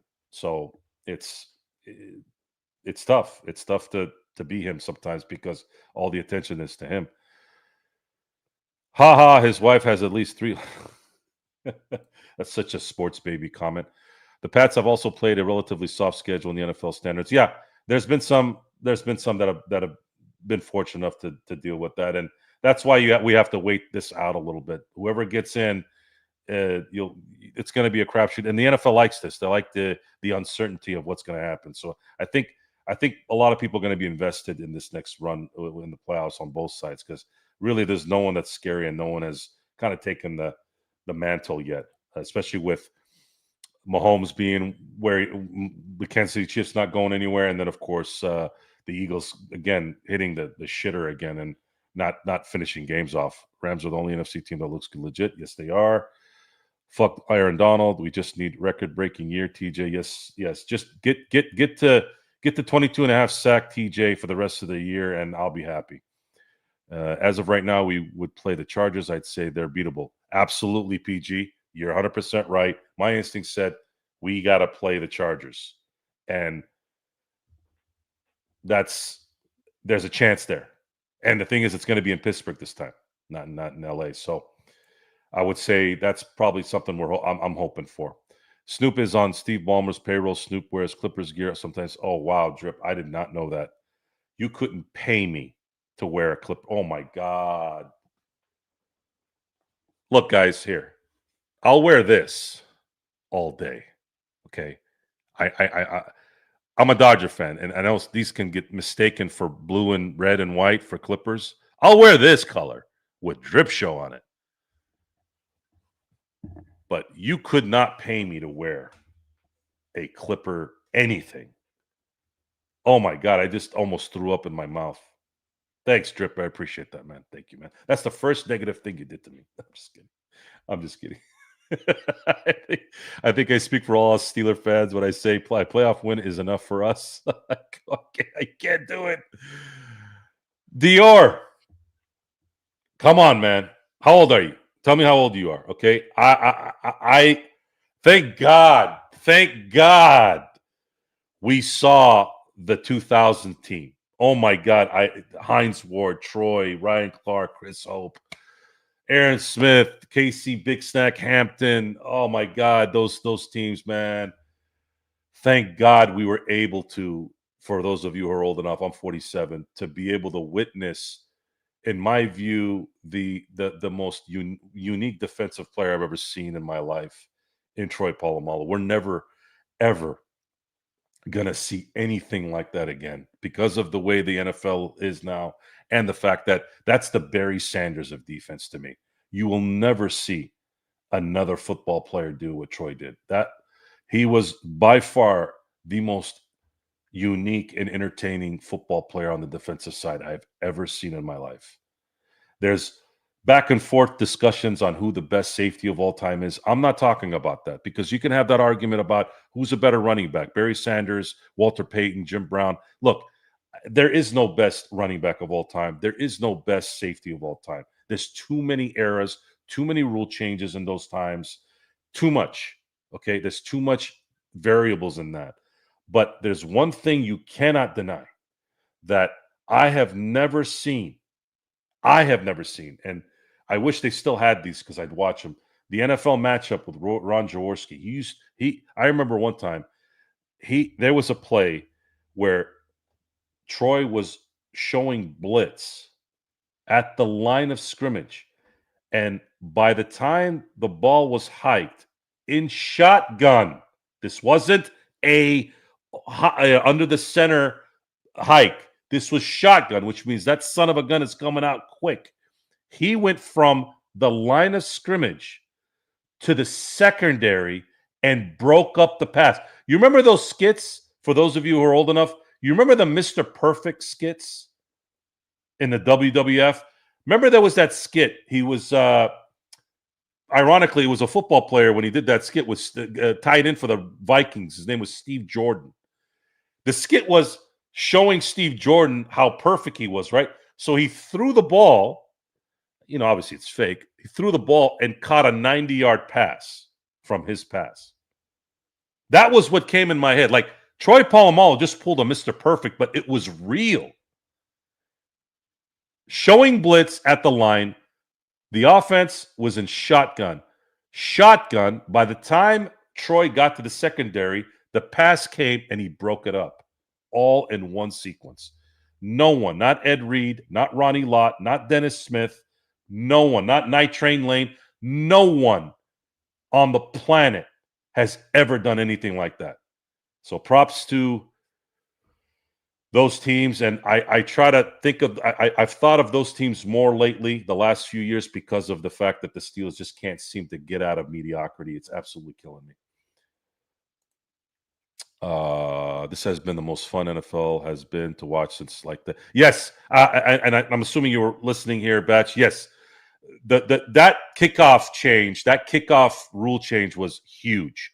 And the fact that the refs, especially the first couple of weeks, I remember because usually the NFL, the first couple of weeks tries to set a precedent with aggressive play against the quarterback or whatever, right? When I didn't see penalties being called on some really, really kind of like, ooh, they've been calling those, illegal for a while. When they would sack a quarterback, it would be, are they gonna call roughing the passer? And they wouldn't. They didn't for like the first 2 weeks. I'm like, holy shit, they're letting them sack the quarterback again. So thank God for that. And yes, in terms of football, it's beautiful to see the aggressiveness back and not being penalized for it. The other thing is, this is the year of the kicker too. I'm seeing 50-yard kicks and 60-yard kicks like they are 30 and 40-yard kicks. So there's going to be a time here in the next 20 years, guys, where people are going to be in field goal range at the 30-yard line of the opponent. This guy's going to start getting 80-yard field goals. So there's never going to be anywhere where you're not able to score. But that's another thing that I've noticed. And don't be surprised if that ends up winning a Super Bowl too. Do you prefer not to win that game because they will keep the coach? That's a good question, Mark. I'm back and forth on that, but I can't think of losing either. It's just difficult. But if you lose, they will sack the coach. Brother, no playoff wins in almost 10 years. We got to build a foundation. Yeah, there's some truth to that, Batch. I understand that. Try going to Carlton and AFL. We haven't won the flag since 90. Wow, that's a long time. That happens, man. That happens, guys. I mean, I guess we're spoiled as Steeler fans too. You have teams like the Browns. You have teams like the Detroit Lions. The Houston Texans haven't been around that long. They've been around since 2002. So I don't know if I necessarily count them, but they've never been to a Super Bowl. So, but look at the Browns, man. I mean, the Browns are a storied franchise, right? They haven't sniffed a Super Bowl. They were close, actually. I'm sorry. They almost got there in the 80s, but imagine that. Like a storied franchise like the Cleveland Browns, I think they've won 5 NFL championships. Actually, they were AAFC championships while they were sort of merging with the NFL, and never been to a Super Bowl with all that, with the Jim Browns and the Otto Grahams in their history. Just never being able to get to that big game, man. That's got to be the frustrating thing. And of course, as soon as they get a good enough foundation, Art Modell decides, oh, I'm not able to afford it here in Cleveland. I'm going to move him to Baltimore. But what the NFL did was they shut down the Cleveland Browns and created the Baltimore Ravens as an expansion team using the Cleveland team, the Art Modell team, and the current roster. And then the Cleveland Browns went into a sabbatical until 1999, where they were reinvented, right? So what has happened in Baltimore with that team since 1996? Well, they've only won 2 Super Bowls and had Ray Lewis, had Ed Reed, had Terrell Suggs, who's going to be a Hall of Famer. I mean, Jonathan Ogden. That first draft was Jonathan Ogden and Ray Lewis in the first round. Could you imagine how different things would have been had Cleveland had Ray Lewis, Jonathan Ogden, Ed Reed? It would be totally different. So even when it wasn't their fault, they still got asked out. And somebody must have done something in the previous life to deserve that. I don't know who, but that's how it played out. I've personally been out on Tomlin since the Jags playoff game in 2017. I don't hate him. I'm thankful. But, man, I'd rather actually suck for a few years and rebuild.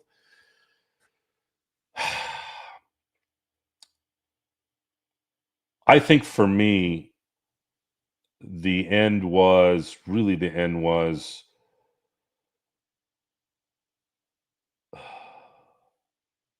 I could say losing to Blake Bortles is merited, losing to him. But then Jags almost beat the Patriots the following week. So that particular Jags team was actually pretty formidable.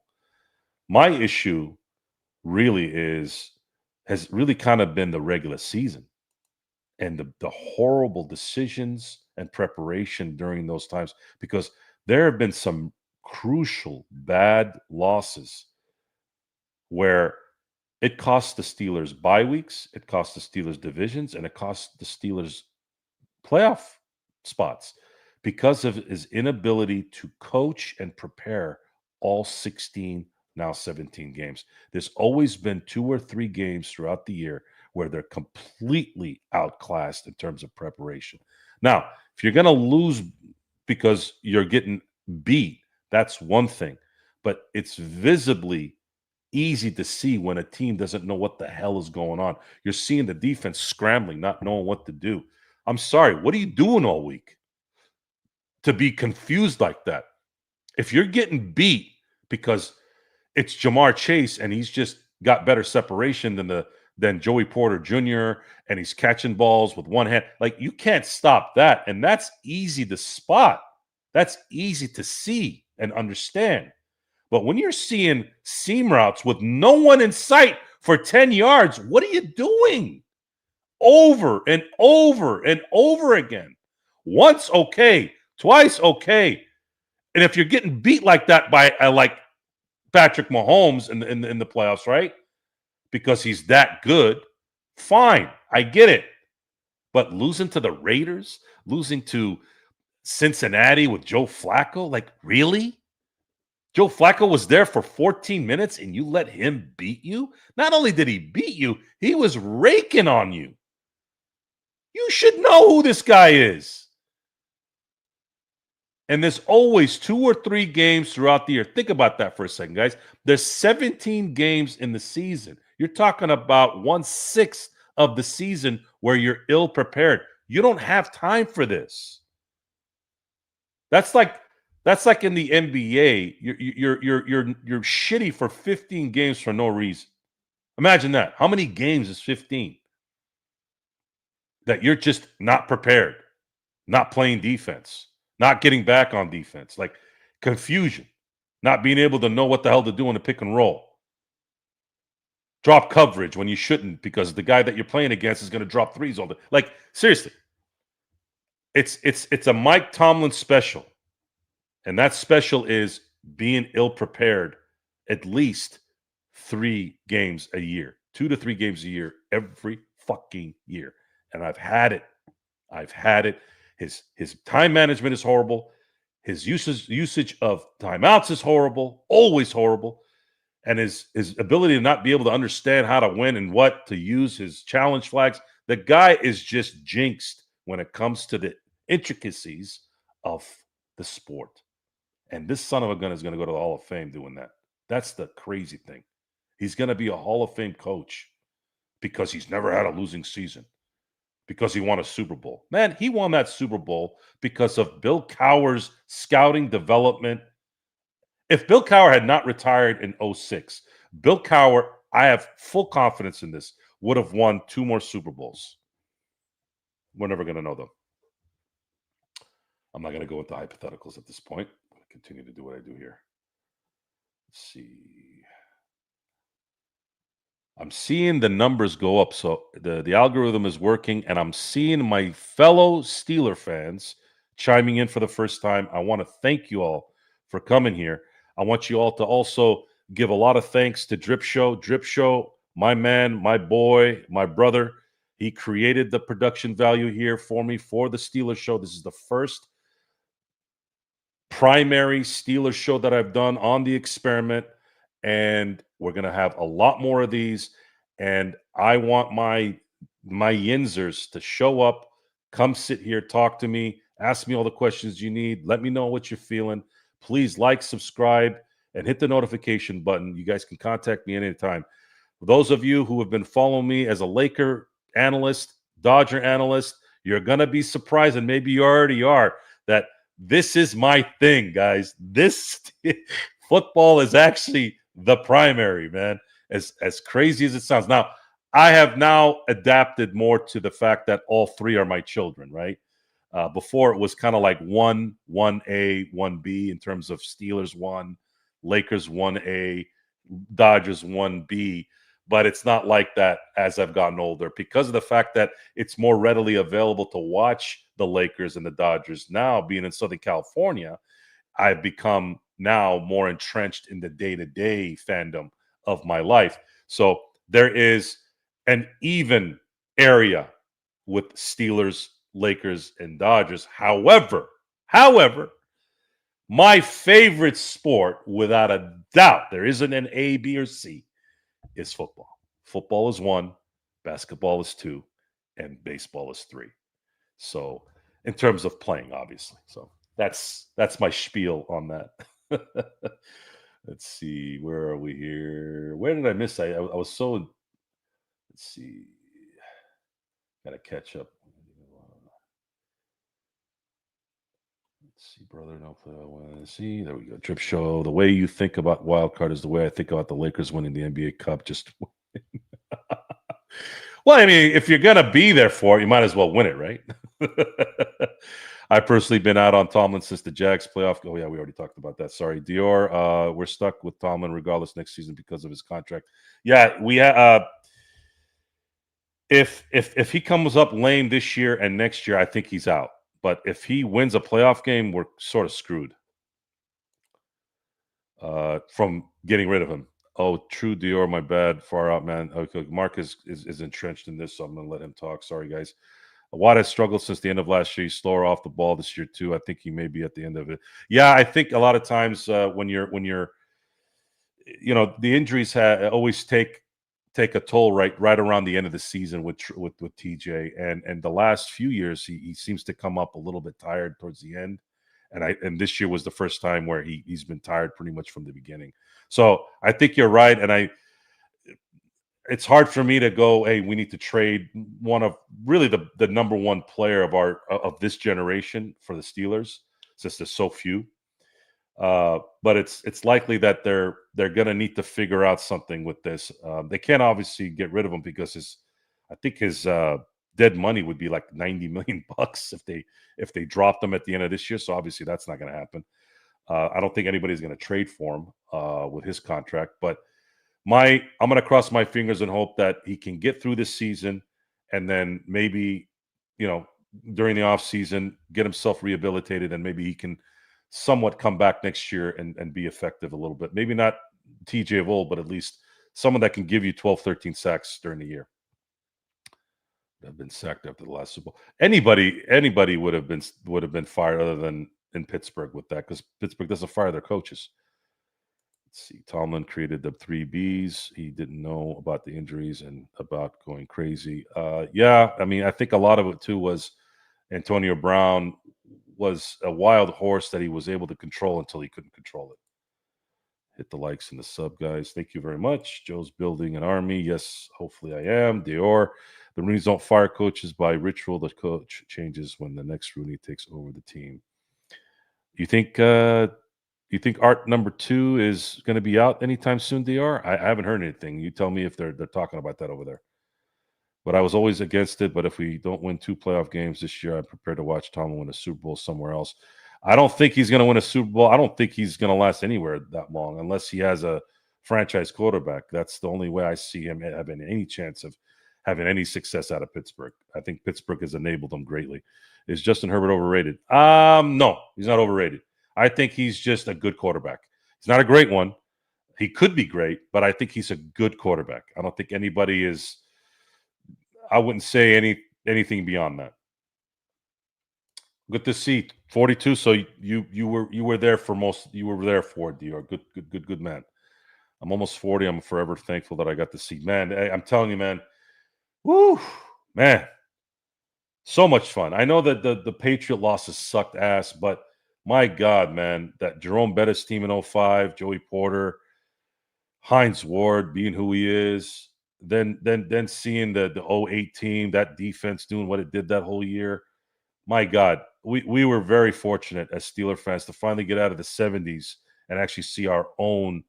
It wasn't a dynasty, but our own greatness, our own run of greatness. And man, that decade of drafting and that decade of developing was off the charts, right? It was kind of a reinvention of what the 70s were when Chuck Noll was doing all his drafting and all his development. I mean, everything was a hit. In 2000, you got Plaxico in the first round. In 2001, you had Kendall Simmons and Casey Hampton in 01. Then you had Kendall Simmons, and then you had Troy, and then you had Ben, and then you had Heath Miller. I mean, Kendall unfortunately had a I think it was something with diabetes. He had to retire early, but he was great when he was there. Part of the starting offensive lineup in the Super Bowl 40. And then, of course, Plaxico didn't last longer than his 4 years, but that was a hit. And then, of course, we have Casey Hampton, who I think should be looked at as a Hall of Famer. He's the greatest nose tackle I've ever seen. And then, of course, Troy's a Hall of Famer. Ben's going to be a Hall of Famer. Heath Miller, in my view, is the best tight end that's ever played in Pittsburgh. And then 06, 07, Lawrence Timmons. You got well,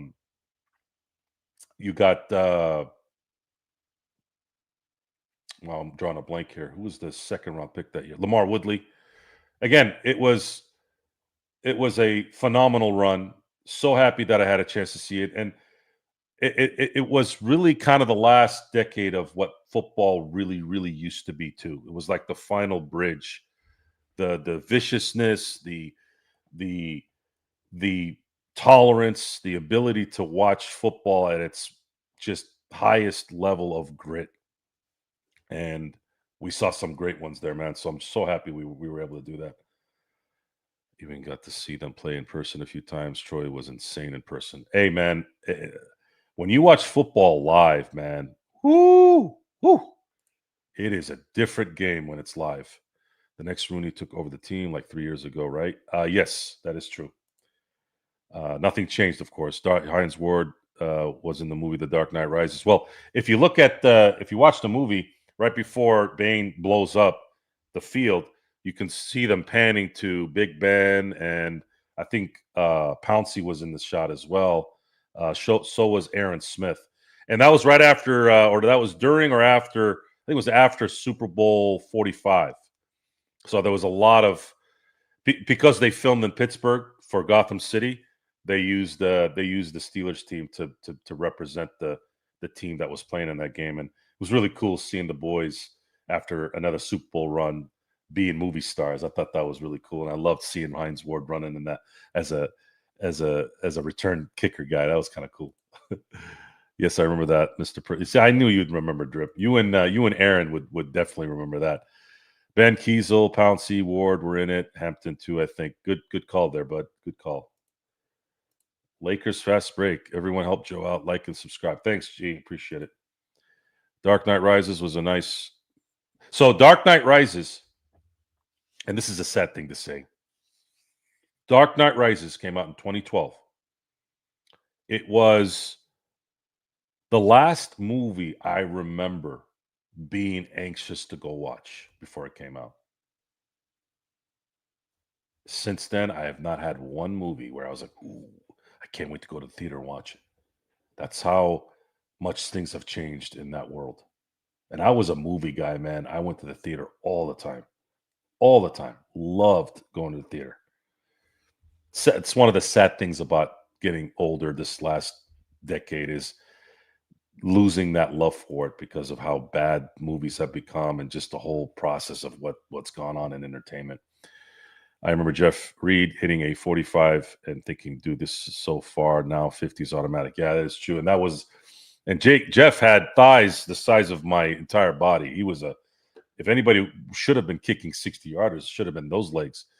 Art Rooney, too, has been in control since 2003. Yeah, he's been in control, but Dan Rooney, before he passed away or got sick, he was sort of still the face. He was the ambassador of Ireland. He was still kind of, I don't know, at least from what I heard, but then I'm going to roll with the Yinzers out there that know better than I do. Let's see, where are we? We're coming back to the Colts. I don't think that's going to happen, man. It's got to be a joke. I mean, the Bills ran the fucking ball on us like it was Madden. The same play 20 plus times. We couldn't stop it. Yeah, I don't think if they play the Bills again, I don't think that'll happen again. But the problem is you still got to deal with Josh Allen. Don't forget we got Tebow in the wild card. That's true. Let's see. Catching up to all your guys' comments. Sorry. Con mismanaged is well. So mismanaged is putting it politely. I said at the beginning of this, and I'm part of a Steelers forum too, that when I said that DK Metcalf isn't really a number one, everybody started jumping on me. He's getting paid as a one. He has moments where he's a one, but he's not a game in and game out one. He's not Justin Jefferson. He's not Jamar Chase. He's just not that guy. He's not even an Akua, right?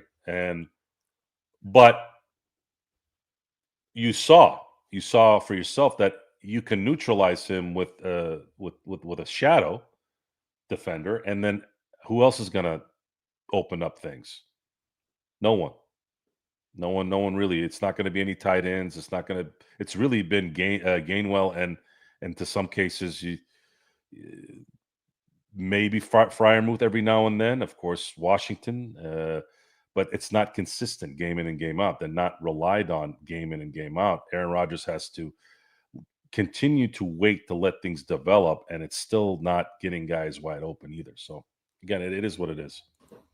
So is Anthony Richardson still on the Colts? Yeah, he is, but unfortunately, he's just not good, and I don't see him really. In my view, I don't think he's an NFL quarterback. Never was. I thought that was a bad draft pick on the Colts.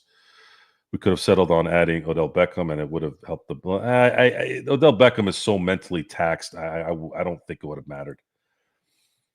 Let's see. Joe thanks. If Joe thanks Sports Baby, I'm going to be sick.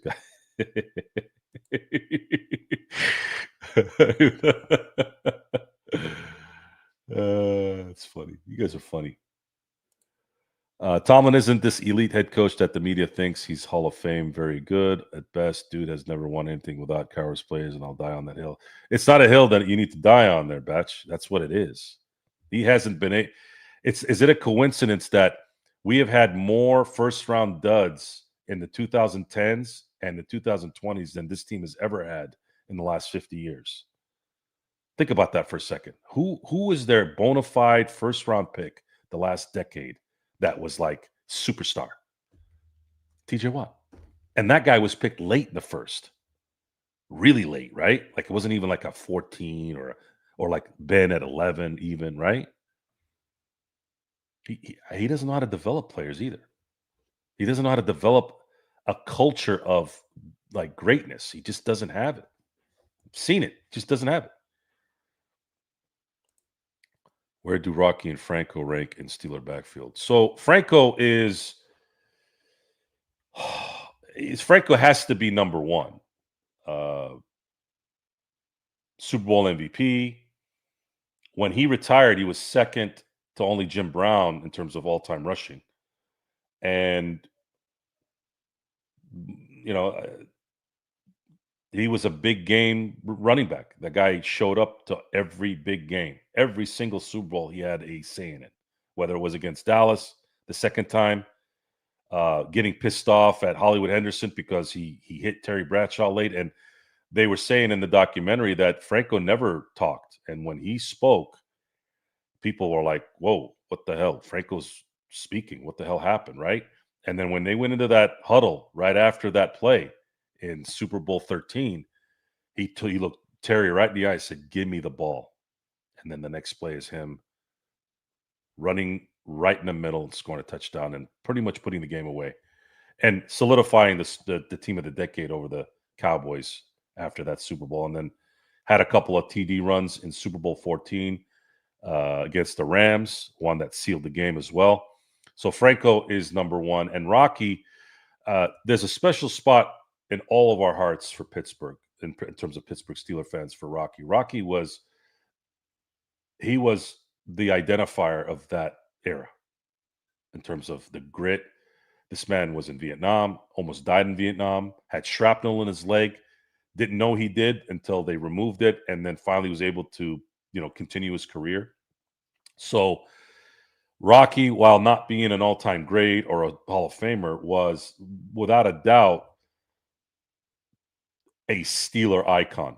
Not a Steeler icon. Rocky Blyer was a Steeler icon due to his grit, due to his just will, and obviously what he did for the team as well as what he did for his country. I think he's the perfect man. I love Rocky. I would hope to meet him one day.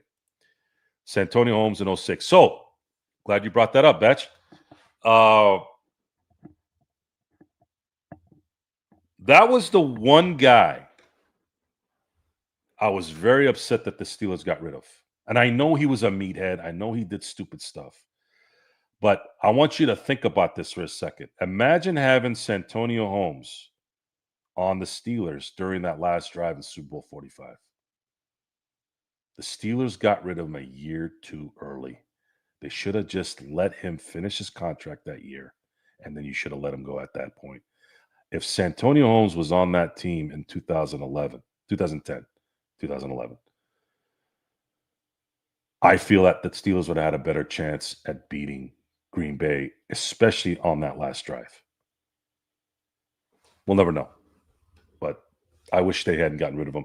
He is, in my Steeler fandom lifetime, probably the most clutch, single playoff run clutch player in terms of receiver we've ever seen.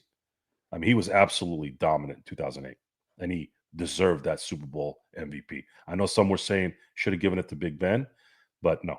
That Super Bowl MVP was not just for the Super Bowl. That was for the Ravens game. That was for the Chargers game. Santonio Holmes was the MVP of that entire run, and the Super Bowl MVP was the cherry on top. So props to Santonio Holmes. Barring his meathead activities, I still say he is a Steeler great in my book. There's other coaches handed good teams that don't win Super Bowls and then went back to another and then sold his soul and got the guy who beat him. I mean, there's a lot of ways you can look at it. Of course, there's different scenarios. R2 isn't going anywhere anytime soon. And again, I'm not asking for the Rooneys to sell the team. I'm not doing that. I'm not going there. I think the Rooneys are great owners in terms of the community and the caring and supporting. So I'm not saying that. I'm not that guy. That the Rooneys are not that people. They're not Mike Brown or the McCaskies in Chicago or the Bidwells in Arizona. No, the Rooneys are different. But I think they're hanging on to this a little too long. They need to get somebody else in there. It's time. The voice needs to change. And it's been almost 19 years. It's time. Great show, Joy. Thank you, Mark. Again, you keep watching the Steelers shows and you'll learn a little bit about football. I'm so happy we beat the Eagles. Yeah, it's I don't know what the hell the Eagles are. The Eagles are the biggest bipolar franchise of the last 4 years. I can't figure out what the hell's going on. They are the most temperamental franchise I've seen in the last 5 years. Like, you win a Super Bowl and you do it in dominant fashion. The year before then, you were all over each other. And then this year, you're all over each other again. Like, what the hell is going on in that locker? I was on board with trading Pickens, but you have to replace him. Calvin Austin isn't a number 3. So yeah, all I hear is about that Pickens trade. I mean, the board I'm on, it's like constantly every week. Oh, we should have kept Pickens. We should have kept Pickens. Look, Pickens was a cancer, guys. He was a nuisance. They got rid of him because they couldn't stand him anymore. He's just in everything. At some point, you're just tired of it, man. You're just tired of just the insubordination. You're tired of just infecting everything. And that's probably what they did with Santonio Holmes too. But I thought Santonio was a little bit more tolerable. But then I'm not in the locker room, so I got to roll with what these guys wanted. Let's see, Pat was paid top team, and then he's well.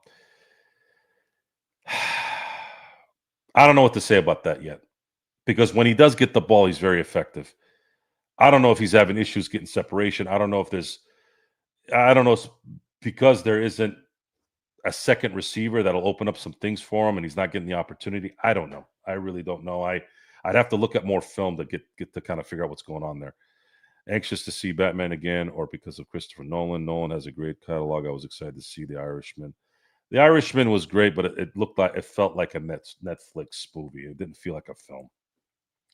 Dunkirk is his best strip show. I would agree with that. We picked please, just DR, please. You're killing me now. Now that one hurt. Lamar Jackson looks high most of the time. Like, that's funny. What up, Joe? Hopefully my Bills play you guys in the first round. It's looking like the Chargers right now. It's looking like the Chargers. But we'll see. We'll see. We shall see. Saw the Rocky documentary. Fantastic. I gotta watch that, by the way. If it's good, I knew it would be good. Playback is shutting down on December 12th. Yes, it is. So for those of you who've been following us for the Lakers Fast Break or the Joe Soro experiment on my channel, it's going to shut down on Friday, but our esteemed colleague Storts Baby is finding an alternative, and I will make an announcement once we find out our new form for that. I like Harmon, but we could have had Jackson Dart this last draft. I don't know. I honestly, Batch, I don't know if you've noticed, Harmon is a big difference maker in terms of the running game. He when he's not there, the Bills run like rim shot on that. And then when he's in there, there's a little bit more resistance. Look what happened with Baltimore. Derrick Henry couldn't go anywhere. So I don't know. I don't know if Mr. I don't know if Mr. Tomlin is that the guy that you trust to kind of go that route. I really don't want Mike Tomlin to be able to draft our next QB this draft. They need to make a coaching change. No, I'm with you on that 100%. And we're going to find out here in the next month what's going on. So again, wow. I actually was planning on being here for only an hour. I want to thank everyone here for the first Steeler primary experiment. I am elated at all my Yinzers that showed up. Thank you so much for being here. Guys, please like and subscribe. I know some of you already have. I saw some pings on my YouTube. Thank you for subscribing. Please, for those of you who haven't subscribed, subscribe, like, and hit the notification button. this thing gets better and better as the weeks go on, and it will continue to get better, especially if there's more news that we can discuss, more exciting stuff. And if you have any questions, you guys can contact me anytime on the experiment on my Instagram, on my YouTube. Again, I'm usually pretty good at answering quickly. So again, until our next session of Steeler football, I want to wish you all good morning, good afternoon, and good night. And until next time, I'll see you next time.